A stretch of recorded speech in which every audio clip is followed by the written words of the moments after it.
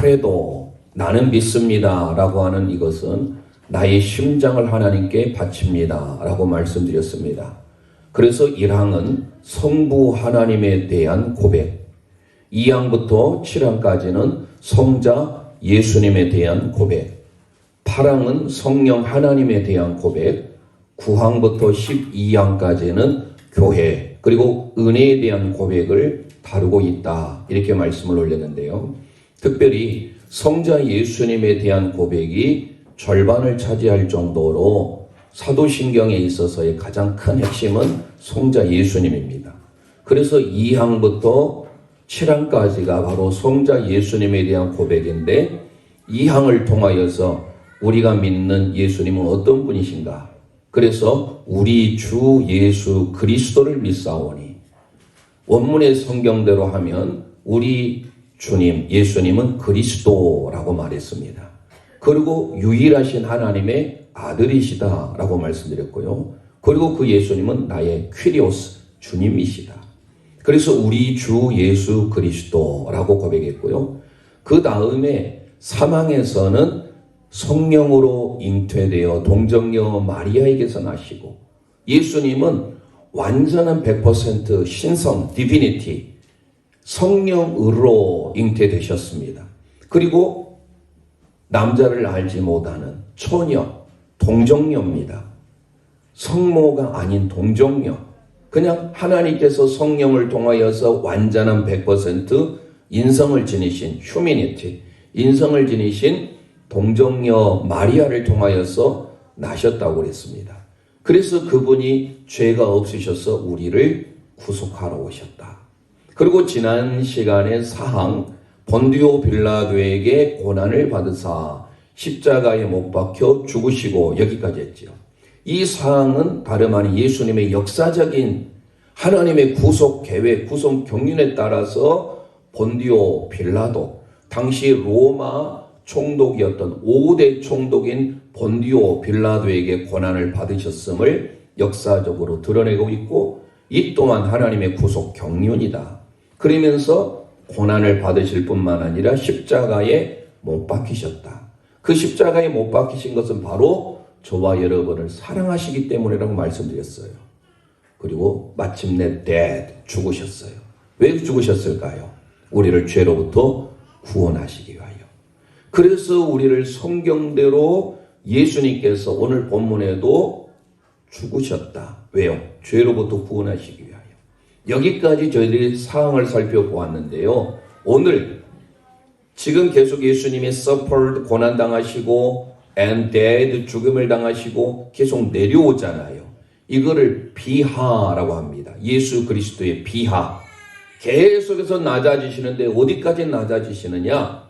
오늘 본문 장사 지낸 바 되신 and buried, 묻히셨다라는 거예요. 무덤에. 그래서 여기까지 그리스도의 비하에 대해서 소개하고 있고, 사흘 만에 다시 사망과 죽음의 권세를 이기시고 살아나셨다, 부활하셨다라는 고백으로 오늘 살펴보게 되는데요. 이제 비하의 단계가 끝나니까 하나님이 그를 높이셔요. 이걸 승귀라고 합니다. 오를 승. 하나님이 다시 그 자리로 올려주시는 거예요. 이것을 잘 기록하고 있는 게 바로 빌립보서 2장 5절에서 8절의 말씀입니다. 자, 그러면 오늘 특별히 5항, 장사한 지 사흘 만에 죽은 자 가운데서 다시 살아나시며, 이 고백을 통하여서 저희들도 세 부분으로 은혜를 받고자 합니다. 오늘 우리에게 오신 예수님은 어떤 분인가? 먼저 우리 함께 선포합니다. 예수님은 무덤에 장사되셨습니다. 예수님은 무덤에 장사되셨습니다. 아멘. 예수님이 무덤에 장사되셨다라는 것은 실질적인 역사적인 사건을 증명해주고 있다라는 것입니다. 오늘 본문 다시 고린도전서 15장 3절 그리고 4절 상반절을 우리 의미를 생각하면서 선포합니다. 시작. 내가 받은 것을 먼저 너희에게 전하였노니 이는 성경대로 그리스도께서 우리 죄를 위하여 죽으시고 장사 지낸 바 되셨다가. 아멘. 성경대로라는 표현이 나오죠. 이것은 엄밀히 보면 구약 성경의 예언한 대로 예수님은 십자가에 죽으셨습니다. 그리고 오늘 무덤에 장사 지내셨어요. and buried, 묻히셨다라는 거예요. 이를 놓고 많은 사람들은요, 예수님에 대하여서 부인하기 위해서 당시 초대교회 이단들이 많이 있었는데요. 예수님이 죽은 게 아니고 단지 기절했다라고 말합니다. 기절설. 아니면 예수님의 시체를 다른 사람이 훔쳐갔다. 도적설이라고 말하기도 합니다. 아니, 또 어떤 사람은 그냥 그들이 환상을 본 거라고 생각을 하는 거다. 그래서 그들이 착각 속에 있다. 환상설. 여러 가지 설들을 말하지만 성경은 분명히 말합니다. 예수님은 저와 여러분의 죄를 위하여 십자가에 못 박혀 죽으셨고 무덤에 장사된 줄 믿으시길 바랍니다. 역사적인 사건이에요. 그러면 그 역사적인 사건을 우리가 함께 살펴보려고 합니다. 예수님이 무덤에 장사 지내셨다라는 것은 실질적으로 예수님이 우리와 동일한 100% 인성을 가지고 계셨기에 우리의 모든 죄를 담당하시기 위하여 그분은 친히 십자가에 못 박혀 죽으실 뿐만 아니라 무덤 속에 들어갔다라는 것은 뭡니까? 이미 우리가 무덤에 들어갔다라는 것은 죽었음을 암시해요. 그래서 성경이 이걸 다 살펴보려면 우리가 이 한 시간 가지고도 부족하지만 대표적인 것만 몇 가지 살펴보려고 합니다. 특별히 요한복음을 기록한 요한은요, 이를 구체적으로 잘 소개해주고 있습니다. 예수님에 대하여서 당시 이거를 잘 우리가 알려면 마태, 마가, 누가, 요한복음 다 사복음서에 기록되어 있기 때문에 읽어보시면 좋겠지만 특별히 요한복음 19장 33절에서 35절 이하를 먼저 읽어봅니다. 시작. 예수께 이르러서는 이미 죽으신 것을 보고 다리를 꺾지 아니하시고 그 중 한 군인이 창으로 옆구리를 찌르니 곧 피와 물이 나오더라. 이를 본 자가 증언하였으니 그 증언이 참이라. 그가 자기의 말하는 것이 참인 줄 알고 너희로 믿게 하려 함이니라. 아멘. 이 무슨 말이냐면 그 앞 구절을 보면요, 당시 유대인들은 빌라도 총독에 가서 시체를 빨리 죽었다는 것을 보여줘야 되는 것을 그들은 요구를 합니다. 그러기 위해서 뼈를 꺾는데요, 당시 예수님 십자가에 달릴 때 양쪽의 행악자들은요 다 다리가 꺾여졌어요. 이 다리를 꺾는다라고 하는 이 표현 카타그니미라고 하는 이 헬라어는요 break in pieces예요. 완전히 산산조각 내다라는 뜻이에요. 왜 그러면 당시에 다리를 꺾었냐면 십자가에 달린 사람들은요 질식해서 죽거든요. 이게 시간의 문제예요.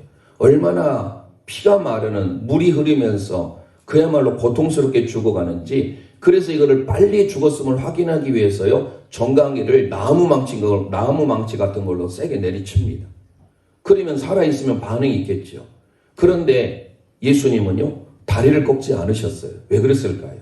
구약 성경을 이루기 위하여서 그랬던 거예요. 대표적으로 시편 34편 20절 말씀 선포합니다. 시작. 그의 모든 뼈를 보호하시며 그 중에서 하나도 꺾이지 아니하도다. 아멘. 이 예언의 말씀을 이루시기 위하여서요 그 양쪽에 달려있던 행악자들은요 다리를 꺾었지만 예수님은 꺾지 않으세요.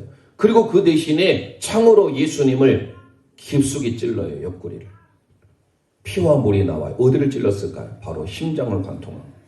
그러니까 예수님은 다리가 꺾이지 않았던 것은 특별히 출애굽기 12장에 가보면 유월절을 지키는데 그 유월절 양을 다리를 꺾지 말라라고 기록합니다. 나중에 한번 찾아보세요. 출애굽기 12장 46절 말씀. 그래서 그 성경 말씀을 그대로 곳곳에서 이 말씀한 것을 이루기 위하여서 예수님은 특별히 이미 목숨이 끝났음을, 멈춰졌음을 성경은 기록하고 있고 오히려 예수님의 옆구리에 창을 깊숙이 찔러서 피와 물이 나왔다는 것을 증명해주고 있습니다. 뿐만 아니에요. 이제 사람이 살아있을 때는 우리는 살아있는 육신이라고 하지만 죽으면 시체라고 하잖아요. 그래서 확실히 죽었다는 것을 보여주기 위하여서 마가복음 15장 44절 45절 읽어봅니다. 시작. 빌라도는 예수께서 벌써 죽었을까 하고 이상히 여겨 백부장을 불러 죽은 지가 오랬냐 묻고 백부장에게 알아본 후에 요셉에게 시체를 내주는지라. 아멘. 시체, 부토마, 시체를 내주었다라고 소개하고 있죠. 그러니까 그들이 초대교회에 말했던 기절설, 고난설, 환상설 이 자체가 다 맞질 않아요. 성경의 곳곳에 그들이 봤던 사람들이 한두 명이 아니에요. 그리고 예수님이 다시 살아났음을 본 사람들이 오늘 고린도전서 15장 우리가 다 읽어보지 못하는데요. 부활장이에요. 일시에 500여 형제뿐만 아니라 예수님이 다시 살아났음을 많은 사람들이 다 증언해주고 있지 않습니까? 그런데 그 시대 사람들은 예수님이 무덤 속에 장사 지냈다는 것을 인정하고 싶지 않았던 거예요. 왜요? 그들은 역사적인 예수 그리스도를 받아들이지 않았던 거예요. 그런데 성경은 늘 말하고 있어요. 심지어 마태복음 27장도 마찬가지입니다. 예수님의 시체를 가져다가 유대인의 장례 법대로 세마포로 쌓게 되는데요. 다 여러분 읽어볼 수는 없고 마태복음 27장 59절 60절 읽어봅니다. 시작. 요셉이 시체를 가져다가 깨끗한 세마포로 싸서 바위 속에 판 자기 새 무덤에 넣고 두고 큰 돌을 굴러 무덤의 문에 놓고 가니. 네. 아리마대 사람 요셉이 오늘 새벽에 오늘 큐티를 했는데요. 예수님의 시체를 가져다가 한 번도 무덤으로 사용하지 않는 그 새 무덤을 예수님의 시체를 그곳에 안장을 시킵니다. 그러니까 예수님께서 십자가에 고난받으시고 죽임을 당하신 것은 단순한 허구적인 것이 아니라 반드시 묻히셨다. 예수님은 새 무덤에 장사 지내셨다는 것을 우리의 성경은 우리에게 증언해주고 있는 것입니다. 그러면 왜 예수님이 이렇게 십자가에 죽임을 당하시고 장사 지낸 바 되셔야 했을까요?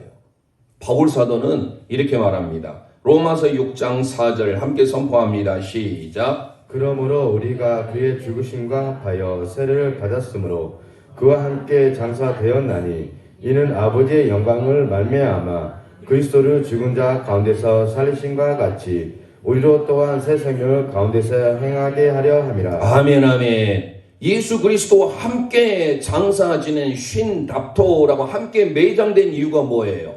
마지막 줄 밑줄에 놓을까요? 우리로 새 생명 가운데 행하게 하기 위하여 우리 주님이 장사 지낸 바 된 줄 믿으시길 바랍니다. 예수님의 장사 지내심은 역사적인 사실임을 믿으시길 바랍니다.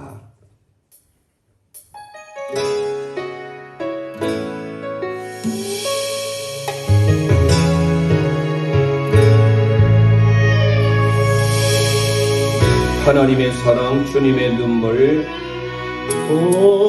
하나님의 사랑, 주님의 눈물, 온 세상 위하여 잃어버린 영혼 찾아 오신 주님, 지금도 우리를 사랑해. 가슴에 손을 얹고 2000년 전 2000년 전 하늘 꽂아버리고 이 땅에 오신 주 하나님 어린 양 되사 생명 주며 이를 증거하라 하시네. 나는 믿네, 나는 믿네, 거저받은 귀한 사랑 그누가 대신하리요. 나의 생명 닿을 때까지 그 사랑을 전하리라, 그 사랑을 전하리라. 하나님의 사랑, 주님의 눈물, 온 세상 위하여 잃어버린 영혼 찾아 오신 주님, 지금도 우리를 사랑해. 2000년 전 하늘 보자버리고 2000년 전 하늘 보자버리고 이 땅에 오신 주 하나님 어린 양 되사 생 주며 이를 증거하라 하시네. 아멘. 나는 믿네. 나는 믿네. 거저받은 위한 사랑 그가 대신하리요. 나의 생명 다할 때까지 그 사랑을 전하리라. 그 사랑을 전하리. 나는 믿네. 나는 믿네. 거저받은 위한 사랑 그가 대신하리요. 너의 생명 다할 때까지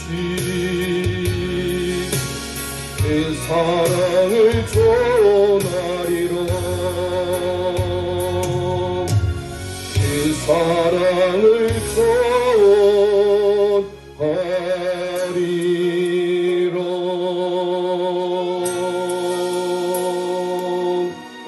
아멘. 예수님은 죽으실 뿐만 아니라 무덤에 장사 지내셔서 우리에게 새 생명을 얻게 하신 줄 믿으시길 바랍니다. 두 번째, 우리 함께 고백합니다. 예수님은 사흘 만에 살아나셨습니다. 예수님은 사흘 만에 살아나셨습니다. 아멘. 오늘 고린도전서 15장 4절 하반절 말씀 우리 함께 선포합니다. 시작. 성경대로 사흘 만에 다시 살아나사. 할렐루야. 성경대로입니다. 구약 성경에 예언한 대로 우리 예수님은 사흘 만에 다시 살아난 줄 믿으시기를 바랍니다. 에게이로라는 단어를 쓰고 있습니다. 살아나사, 에게이로. 이 에게이로라는 단어가 바로 부활하시다라는 의미예요. 다시 하나님이 살아나게 하신. 이 모든 것들이 다 지금 뭡니까? 수동태예요. 하나님께서 죽은 자 가운데서 고난당하시고 죽은 자 가운데서 다시 살아나시는 장사 지내시고 이 모든 것들이 다 수동이에요. 그런데 오늘 두 번째 예수님이 장사 지낸 걸로 끝나지 아니하시고 사흘 만에 이 3이라고 하는 숫자는 우리에게 너무 소중합니다. 특별히 유대인들에게 있어서 이 3이라는 의미를 성경 몇 군데를 살펴보고 제가 말씀을 올리려고 하는데요. 예수님의 그림자, 예수님의 예표가 아브라함의 아들 이삭을 통하여서 맨 처음 나오게 됩니다.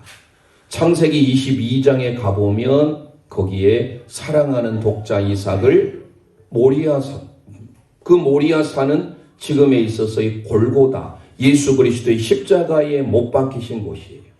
그런데 그 모리아산으로 가는데 3일 길을 걸려서 가게 됩니다.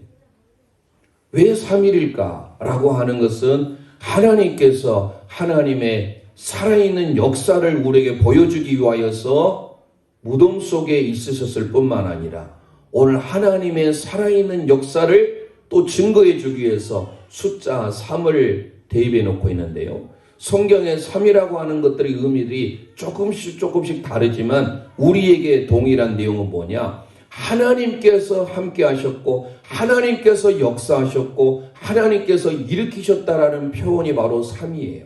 그래서 우리가 3일 길을 걸려서 모리아산에 가서 이삭이 친히 번제물이 되어야 되는데 하나님께서 보고 계셨잖아요. 라 여호와 이르에 여호와 하나님께서 준비하시다라는 뜻을 담고 있는 그곳이 바로 하나님이 보고 계셨고 하나님이 아브라함의 믿음을 보시고 수풀에 걸린 순양을 하나님이 허락하셨다라는 거예요. 이거를 히브리서 11장 믿음장에서는 아브라함의 행동에 대해서 이렇게 소개합니다. 히브리서 11장 19절 말씀 시작. 그가 하나님이 능히 이삭을 죽은 자 가운데서 다시 살신 줄로 생각한지라. 비유컨대 그를 죽은 자 가운데서 도로 받은 것이니라. 할렐루야. 하나님 앞에 믿음으로 드렸던 하나님께서 반드시 살리실 것을 아브라함은 바라봤다라고 히브리서 기자는 소개합니다. 시간이 없어서 다 살펴보지 못하지만요. 창세기 42장에 가보면 요셉이 나중에 애굽의 총리가 됐을 때 형들이 살던 곳이 흉년이 들어서 곡식을 얻기 위해서 옵니다. 그럴 때 그 형제들을 며칠 동안 구류하느냐 하면 3일 동안 함께 가둬둡니다. 이 3일 동안 가둬는 나중에 한번 읽어보세요. 창세기 42장 17절 18절에 보면 사흘 만에 풀려가게 되는데 이때 이 사흘 만에 풀려나게 되는 것 또한 요셉이 그들을 보호해줬다라는 원문이에요. 그러니까 오늘 우리는 왜 3일 동안 그들을 억류를 했느냐? 하나님의 역사를 그들 가운데 보여주기 위함이다라는 거예요. 하나님의 나타나심을 그려주고 있는 출애굽기 19장에 가보면 세굴라 하나님이 우리를 보배로운 백성으로 삼으셨지요. 그러면서 하나님이 나타나신 하나님의 임재가 언제 임하느냐? 함께 그걸 읽어봅니다. 출애굽기 19장 16절 시작. 셋째 날 아침에 우리와 번개와 빽빽한 구름이 산 위에 있고 나팔 소리가 매우 크게 들리니 진중에 있는 모든 백성이 다 떨더라. 아멘. 몇째 날 아침이에요? 셋째 날 사흘이에요. 그러니까 갇힌 것이 풀려지게 되고 하나님의 역사가 나타내고 하나님의 임재가 있는 곳이 셋째 날인 줄 믿으시길 바랍니다. 여호수아 2장 16절에 가봐도 마찬가지예요. 나중에 한번 읽어보세요. 호세아 6장 1, 2절 말씀 우리 함께 읽어봅니다. 시작. 오라 우리가 여호와께로 돌아가자. 여호와께서 우리를 찢으셨으나 도로 낫게 하실 것이요 우리를 치셨으나 싸매어 주실 것임이라. 여호와께서 이틀 후에 우리를 살리시며 셋째 날에 우리를 일으키시니 우리가 그의 앞에 살리라. 아멘 아멘. 둘째 날에 우리를 살리시고 셋째 날에 하나님이 우리를 일으키시는 하나님인 줄 믿습니다. 그러니까 이 반드시 2일 3일이라는 것은 조속한 시일 내에 확실히 하나님의 역사를 드러내겠다라고 하는 것인데 3이라고 하는 것은 뭡니까? 하나님의 역사, 하나님의 일하심, 하나님의 나타나심, 갇힌 것이 풀려지는 때가 바로 3일이다라는 거예요. 복음서를 통하여서 예수님께서 성전 정화 사건을 우리에게 소개해 줍니다. 그때 마태복음 12장 40절에 이렇게 소개하죠. 시작. 요나가 밤낮 사흘 동안 큰 물고기 뱃속에 있었던 것 같이 인자도 밤낮 사흘 동안 땅속에 있으리라. 아멘. 요나가 3일 동안 갇혀 있었던 것처럼 인자이신 예수님도 3일 동안 갇혀 있다가 다시금 살아나게 될 것인데 이를 요한복음 2장 19절에는 이렇게 소개합니다. 시작. 예수께서 대답하여 이르시되 너희가 이 성전을 헐러 내가 사흘 동안에 일으키리라. 아멘. 46년 동안 지은 이 헤롯 성전, 처음의 성전은 솔로몬이 지은 성전이지요. 그런데 그 성전이 회파되고 나중에 고레스에 의하여서 다시 본국으로 와서 수룹바벨 총독이 성전을 재건합니다. 일명하여 수룹바벨 성전이. 그런데 그 성전도 무너집니다. 나중에 예수님 당시에 헤롯이 유대인들의 환심을 사기 위하여서 성전을 하나 지어요. 근데 그 성전이 46년 동안 지어진 성전. 예수님이 뭐라 합니까? 너희가 이 성전을 헐래요. 여기서 이 성전은 나우스입니다. 나우스라고 하는 것은 바로 성전된 예수 그리스도를 가리키고 있고 요한계시록의 성전이 바로 나우스예요. 히에론이라는 성전이 나오는데 그 히에론이라는 성전보다 나우스라고 하는 성전은 특별히 예수님의 몸, 예수님의 육체를 가리키는 성전이에요. 이 성전을 헐라라는 건 뭡니까? 예수님의 죽으심을 지금 그려주고 있죠. 그리고 내가 사흘 동안에 3일 만에 다시 일으키리라. 일으키리가 뭐예요? 에게이로예요. 우리가 고린도전서 15장 3절 4절에 아까 읽어보았던 사흘 후에 다시 살아난다. 이 에게이로가 예수님께서 동일하게 요한복음 12장 9절을 통하여서 이 성전을 헐라. 나우스 이 성전을 헐라. 내가 3일 후에 일으킬 것이다. 에게이로. 성전된 예수 그리스도 그분이 다시 부활하실 것임을 우리에게 가르쳐주고 있다는 사실이에요. 그래서 이 3이라고 하는 것은 뭡니까? 갇혀있는 것이 풀어지는 때예요. 하나님이 일하시는 때예요. 하나님이 역사하시는 때예요. 그 3일이 우리 가운데도 있기를 주님의 이름으로 축원드립니다. 우리가 믿는 주님, 죽음의 권세를 이기시고 사흘 후에 살아나셨다라는 겁니다.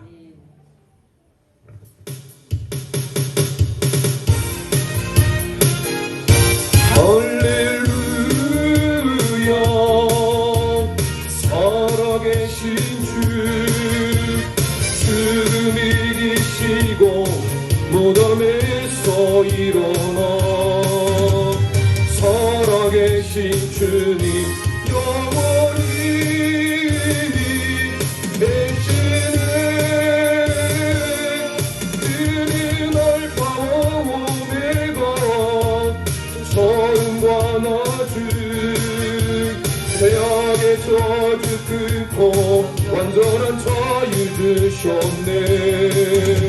부활하신 어린 양 영원히 계시네. 할렐루야. 박수 치면서 합니다. 살아계신 주 죽음 이기시고 무덤에서 일어나 아멘. 살아계신 주님 영원히 계시네.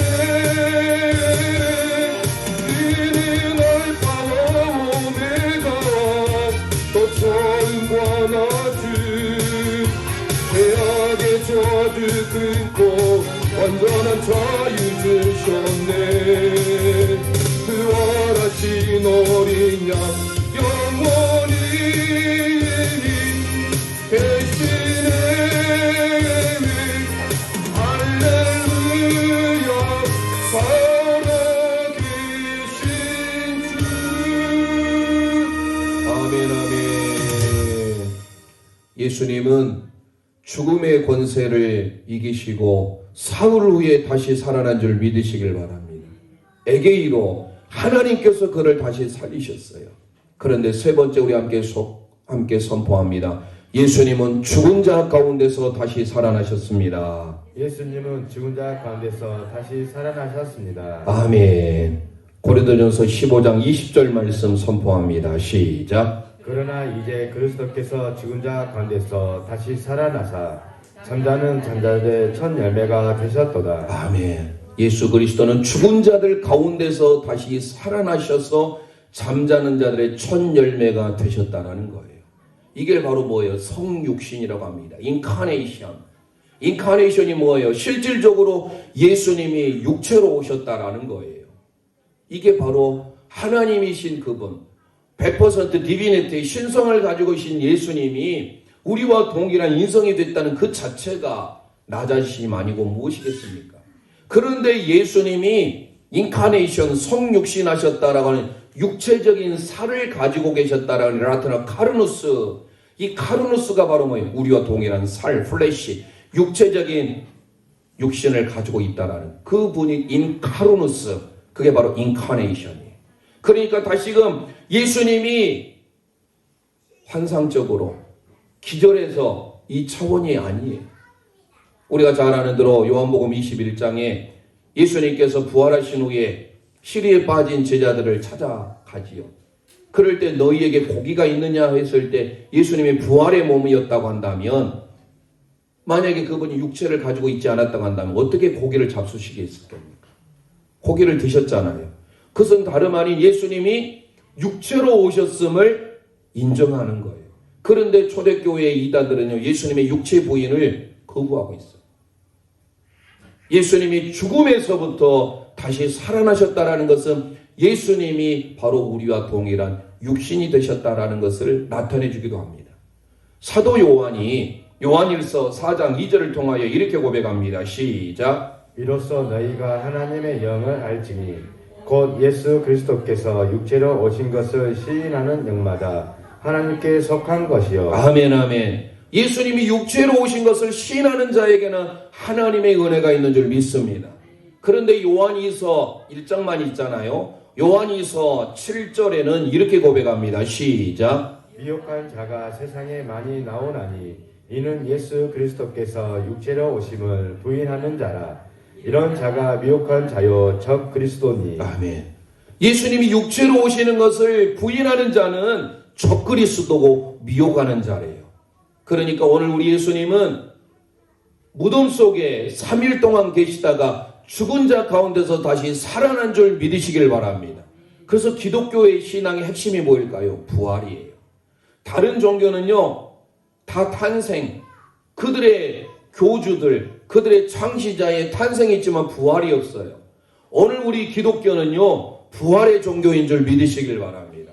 가장 큰 거예요. 우리의 신앙의 중심, 우리의 신앙의 핵심은 부활신앙이에요. 다시금 선포합니다. 우리의 신앙의 중심은 부활신앙입니다. 시작. 우리의 중심의 신앙은 곧 부활이십니다. 아멘.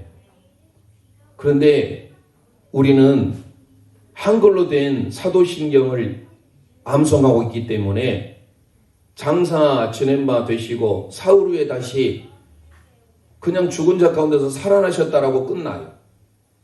그런데 원래 원문 헬라어나 라틴어나 영어에는 and buried 장사 지냈어요. 묻히셨어요. 그리고 하나 더 구절이 있어요. He descended into Hades. He descended into hell. 그분은 음부에 내려가셨다라는 것. 이걸 가지고 논란이 많습니다. 그래서 한국교회가 아마도 사도신경을 고백할 때 이 부분을 함께 빠뜨렸던 것 같아요. 교단마다 다르고요. 얼마나 어려운지 어떻게 예수님이 음부, 흔히 말하는 지옥으로 생각할 수 있잖아요. 그런데 이 지옥이라고 생각하는 이 하데스, 헬, 이게 바로 장소적으로 생각하는 그 지옥. 어떻게 예수님이 장사 지내셨는데 다시 지옥에 음부에 내려갈 수 있을까? 우리는 많은 추측들을 합니다. 실질적으로 우리가 여기에서 문자적으로 생각하다 보면 우리는 잘못된 곳에 빠질 수가 있어요. 그래서 이걸로 인하여서 2단, 3단이라는 소리가 많이 나와요. 그런데 예수님은 구약을 통하여서도 실제 음부에 내려가는 고통을 겪게 했습니다. 사도행전 2장 27절에 보면 이런 고백이 있습니다. 시작. 이는 내 영혼을 음부에 버리지 아니하시며 주의 거룩한 자로 썩음을 당하지 않게 하실 것이미로다. 네, 베드로 사도의 설교지요. 그 베드로 사도의 설교를 통하여서 예수님이 당하신 그 고난이 얼마나 처절한지 음부에 내 영혼을 버리지 아니하실다라고 고백을 하고 있는데요. 사실 이걸 가지고 예수님이 음부에 내려가셨다고 많은 사람들이 착각하기도 있습니다. 그래서 어떤 사람은 실질적으로 예수님이 다시금 기회를 주기 위하여서 지옥에 내려가셨다라고 생각하는 사람이 대표적으로 천주교예요. 그래서 연옥교리가 나온 거예요. 우리는 천국 아니면 지옥인데 그들의 연옥이 있어가지고 그곳에서 다시금 기회를 준다라는 거예요. 이를 뒷받침하는 구절을 그들은 뭘로 인용하고 있느냐? 베드로 사도에 기록된 베드로전서 3장 18절 19절 말씀을 가지고 예를 들고 있어요. 우리 함께 읽어보겠습니다. 시작. 그리스도께서도 단번에 죄를 위하여 죽으사 의인으로서 불의한 자를 대신하였으니 이는 우리를 하나님 앞으로 인도하려 하심이라. 육체로는 죽임을 당하시고 영으로는 살리심을 받으셨으니 그가 또한 영으로 가서 옥에 있는 영들에게 선포하시니라. 아멘. 이 구절이 참 난해 구절입니다. 제가 신대원 다녔을 때 총신대 신학대학 교수였던 권성수 교수님, 지금은 대구 동신교회 목사님으로 계시는데 이 구절이 얼마나 어려운지 영들에 대한 해석이 4가지, 옥에 대한 해석이 5가지, 그리고 전파에 대한 내용이 3가지, 기간에 대하여서 여러 가지 가능성 3가지, 다 이것을 합해보면 약 180가지 이상의 해석이 나온다고 합니다. 그만큼 이 베드로전서 3장 18절 19절은 해석학의 미로라고 불려질 정도로 어려워요. 먼저 결론을 말씀드리면 예수님 부활하심, 예수님의 다시 살아나심과 이 사건은 일단은 관계가 없는 구절이에요. 그런데도 많은 사람들은 19절에 저가 또한 옥에 있는 들에게 전파하시니라 이 구절을 가지고 예수님이 헬, 하데스, 지옥에 가셔서 전파하러 가셨네, 복음 전파하러 가셨다고 생각합니다. 그런데 이 원문에 전파하시다는 캐리소라고 하는 단어는 전파하다는 할 때 복음 유앙겔리온이라는 단어를 쓸 때 전파하다지 선포하다라는 겁니다. 예수님이 사망 권세를 이기시고 사단 마귀에 대하여서 선포하는 거예요. 복음 전파가 아니에요. 그런데 이거를 또 많은 사람들이 최근에 지금 이제 목회를 정년이 돼서 그만두셨다 한때 알려졌던 통합 측에서 이재철 목사님이라고 주님의 교회도 담당하시고 100주년 기념교회를 담당하시고 아주 영향력을 많이 끼치신 목사님이 계세요. 그 목사님이 이 부분을 가지고 설교를 했더랬어요. 그래서 그 옥에 있는 영들에 대하여서 통합 측에서 이단이라는 소리를 듣게 돼서 그분이 아니다, 이 영어 성경이나 원문에는 He descended into hell이 있지 않느냐라는 가지고 반증을 했는데 아무튼 논란이 많았어요.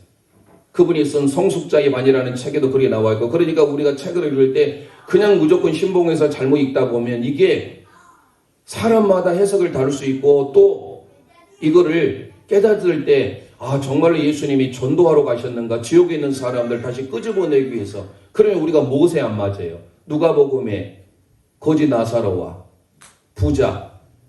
그가 부자가 뭐라 합니까? 나에게 물 한 번만, 그 한 방울만 찍어서 보내달라고 하고 나중에는 또 뭐라 하지요?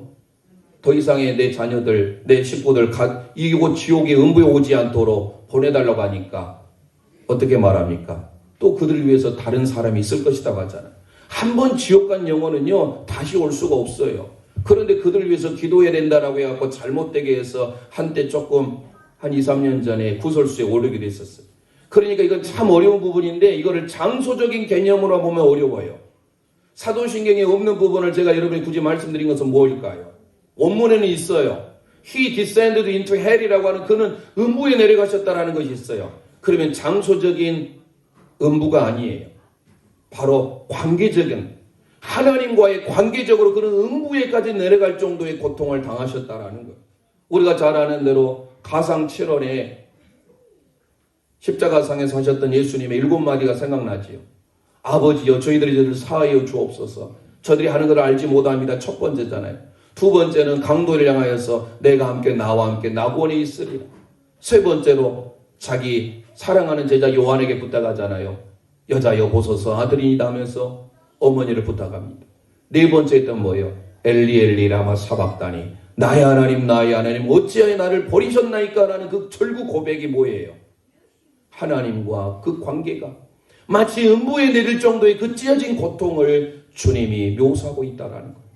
실질적으로 예수님이 지옥에 가서 오국에 있는 영들에게 전파로 가신 게 아니에요. 여기서 복음 전파가 아니라 하나님의 말씀으로 예수 그리스도가 사망의 권세를 이기셨다라는 선포예요. 그래서 우리가 따르는 웨스트민스터 신앙고백뿐만 아니라 독일에서 했던 정통 하이델베르크 요리문답이라고 있어요.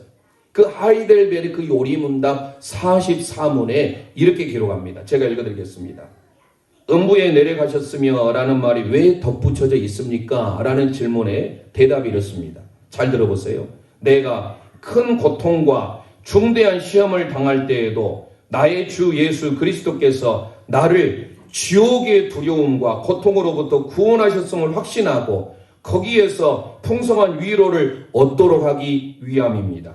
그분은 그의 모든 고난을 통하여 특히 십자가에서 말할 수 없는 두려움과 아픔과 공포와 지옥의 고통을 친히 담당하심으로써 나의 구원을 이루셨습니다. 할렐루야. 예수님이 음부와 같은 지옥과 같은 고통을 당했음을 나타내주는 표현이 그가 음부에 내려가셨다라는 거예요. 이해하시겠습니까? 관계적인 단절이에요. 장소적으로 실질적으로 예수님이 음부에 내려가신 것이 아니라 하나님과의 관계에 있어서 지옥에 내려갈 만큼 음부에 내려갈 그 고통을 예수님이 겪으셨다라는 거예요. 사실 예수님이 참 사람이 되신 것도 음부에 내려간 것과 흡사하지 않습니까? 어찌 하나님이신 그분이 사람이 되신 것도 고통인데 우리의 죄를 위하여서 십자가에 고난당하시고 죽으시고 그것도 부족해서 3일 동안 무덤 속에 계시다가 다시 살아나셨어요. 그러니까 사실 어찌 생각해 보면 사도신경에 그 빠져있는 원문에 빠져있는 십자가에 죽으시고 장사 지낸 바 되었다가 음부에 내려가셨으면 넣어져야 돼요. 왜요? 그만큼 예수님의 고통이 처절하니만큼 하나님과의 관계에 있어서의 찢어질 고통을 묘사하고 있는 거예요. 그 지옥의 고통을 예수님이 겪으셨다라는 거예요.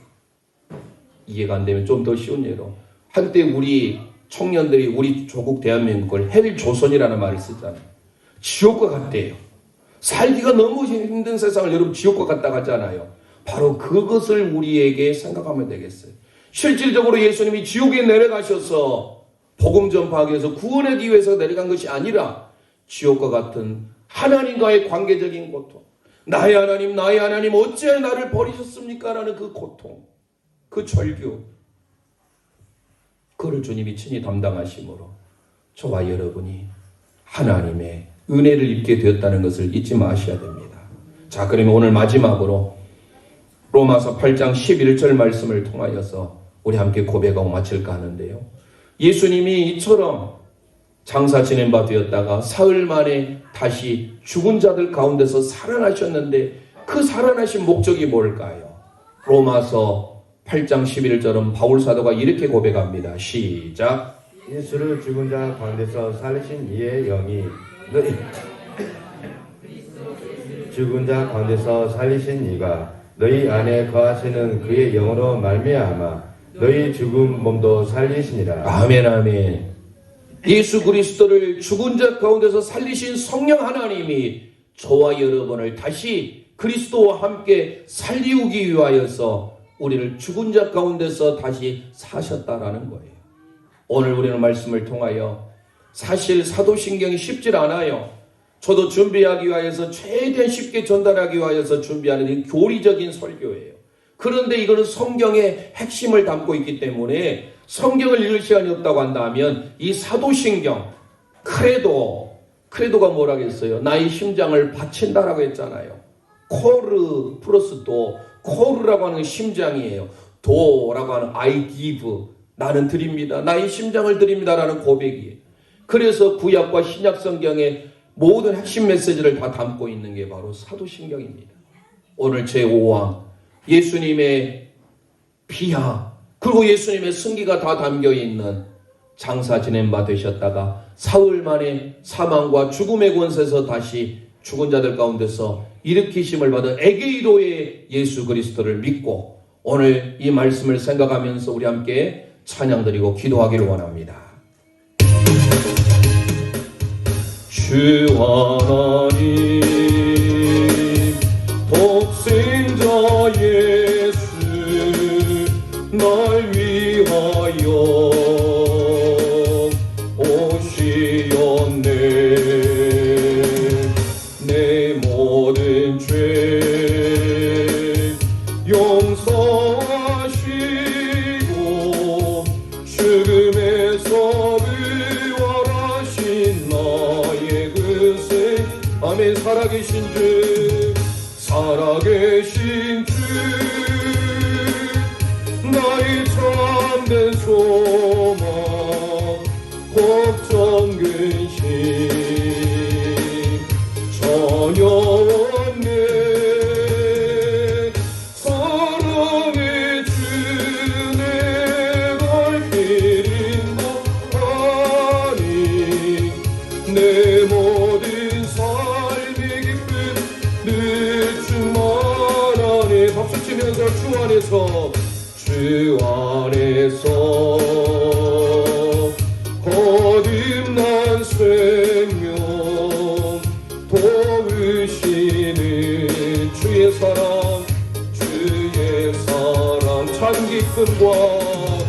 참 기쁨과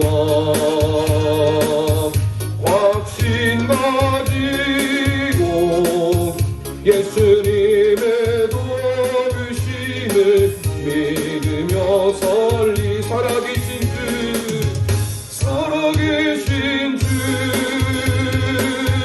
나의 참된 소망 걱정 근심 전혀 없네. 사랑의 주 내 갈 길인 거니 내 모든 삶의 기쁨 늘 주만한 그 언젠가 죽을 때까지 주를 위해 싸우리라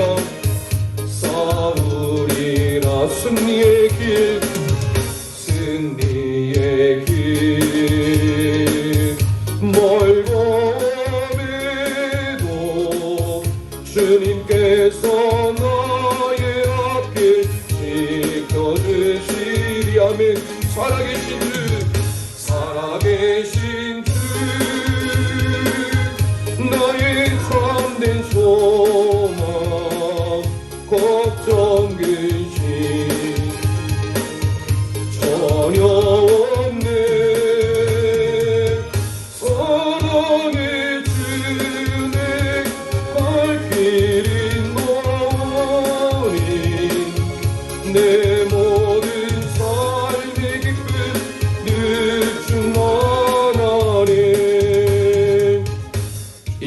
합심하여 기도하길 원합니다.